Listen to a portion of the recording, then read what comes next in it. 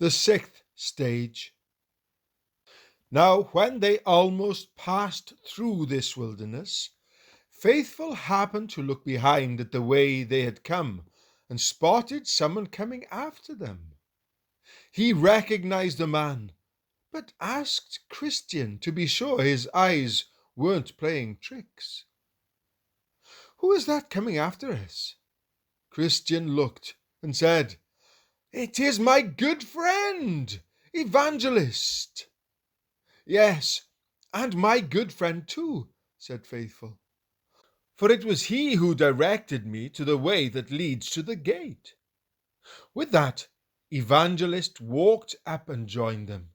He said, "Peace be with you, dearly beloved, and may there be peace to those who have helped you." Christian clapped his friend on the back. "Welcome, welcome, my good Evangelist. Just seeing you again reminds me of all your earlier kindness and tireless efforts for my eternal good." "Yes, 1,000 times welcome," Faithful said. "Oh, sweet Evangelist, how desirable is your fellowship to us poor pilgrims." Evangelist offered them a broad smile. "How have you fared, my friends, since the last time I saw you? What have you encountered, and how have you behaved yourselves?" Christian and Faithful told him about all the things that had happened to them along the way, including the many difficulties they had endured up to this point in their travels. "How glad am I to hear it," Evangelist said. "Not glad that you have met with trials, but that you have proven yourselves to be victors over them. And for this reason, despite your many weaknesses, you have been enabled to continue in the way to this very day. I can't tell you enough about how well pleased I am about this, for my own sake and yours. I have sown, and you have reaped. The day is coming when he who sows and he who reaps may rejoice together." John chapter 4, verse 36. That is, if you hold out to the end. "For in due time you shall reap if you do not grow weary. Let us not lose heart in doing good, for in due time we will reap if we do not grow weary." Galatians chapter 6, verse 9. The crown of reward is before you, and it is an incorruptible one. So run in a way that you may obtain it. Do you not know that those who run in a race all run, but only one receives the prize? Run in such a way that you may win. Everyone who competes in the games exercises self-control in all things. They then do it to receive a perishable wreath, but we an imperishable. Therefore, I run in such a way as not without aim.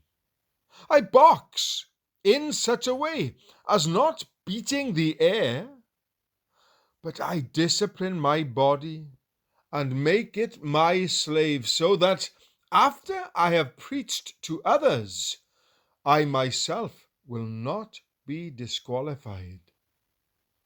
1 Corinthians chapter 9, verses 24 to 27. Some people have set out for this crown, but after they've gone a great distance, another comes in and takes it from them. Therefore, hold fast what you have, so that no one will take your crown. Revelation chapter 3, verse 11. You are not yet out of the gunshot range of the devil, for you have not yet resisted to the point of blood as you strive against sin. Let the kingdom always be before you, and without wavering, believe regarding the things that are invisible. Let nothing in this world come between you and the crown.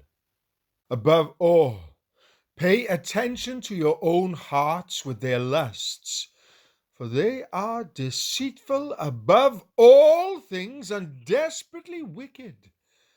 Set your faces with flint-like resolve, since you have all power in heaven and earth on your side.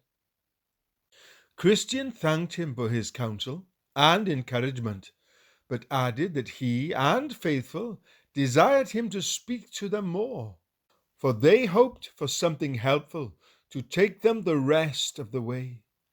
For they knew very well that he was a prophet, and that he could tell them about things that might happen to them, as well as how they might resist and overcome them.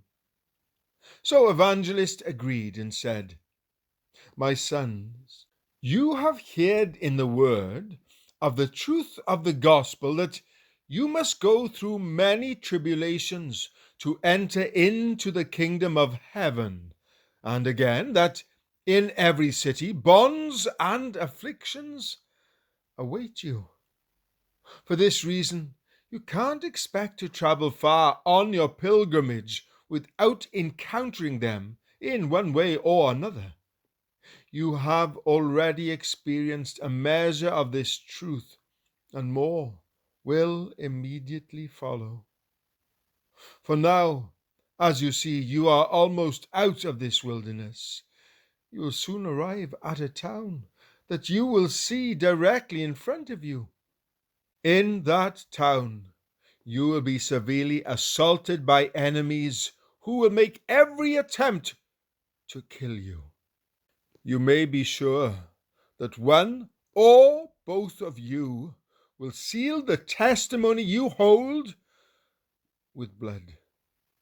In spite of this, be faithful unto death, and the King will give you a crown of life. Whoever dies there, although his death will be unnatural and his pain great, yet he will have an advantage over his companion. First of all, he will arrive at the celestial city sooner. But secondly, he will also escape many miseries that the other will meet with during the rest of his journey. But when you arrive at this town, and all that I have related to you comes to pass, then remember your friend, and behave like men, and entrust their souls to a faithful Creator in doing what is right." 1 Peter chapter 4, verse 19.